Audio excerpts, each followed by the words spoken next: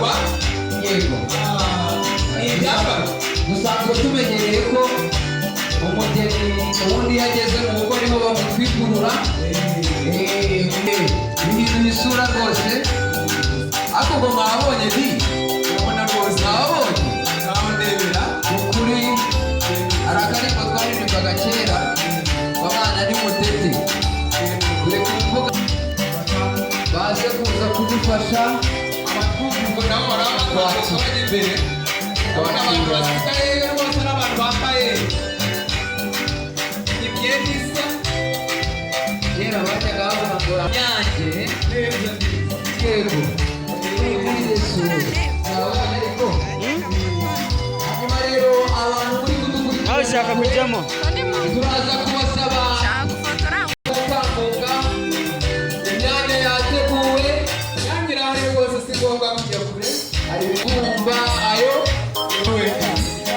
ubwo rero nimuze kwifata nk'abavunji kuko ibi byateguwe ku bwanyu kugira ngo duhe Imana yacu icyubahiro mu gihe rero abageni bacu bari gutambuka barangajwe imbere kubona ibintu bafashe mu ntoki sinzi muraza kudufasha gusobanukirwa neza ibyo ari byo kuko ubundi dusanzwe twumva umurage cyangwa se umunani umuntu aragiye agiye gupfa cyangwa se abona asigaje igihe gito ubwo rero turaza gusobanukirwa neza uyu murage uwo ari wo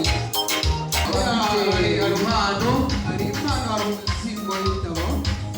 ndi kubona ikintu niba ari igitabo kinini igitabo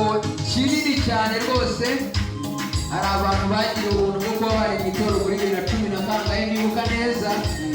ubwo ku rwego rw'igihugu twizihiza umunsi mukuru wa Bibiliya hari Bibiliya nini bari mu twakuramo ibyera keretse ibyanditswe byera hari inyigisho twize cyagaragaza ko ibindi byose biranduye hari ibyiyumviro hari ibyo tuburamo amarangamutima ibyo byose ngo biranduye bikeneye kugenzuzwa ijambo ry'Imana muri ubwo buryo rero ese yaravuze ngo ijuru n'isi bizashira ariko kitazashira ni iki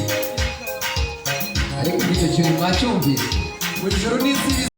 natwe tuzagenza dute tuzahoraho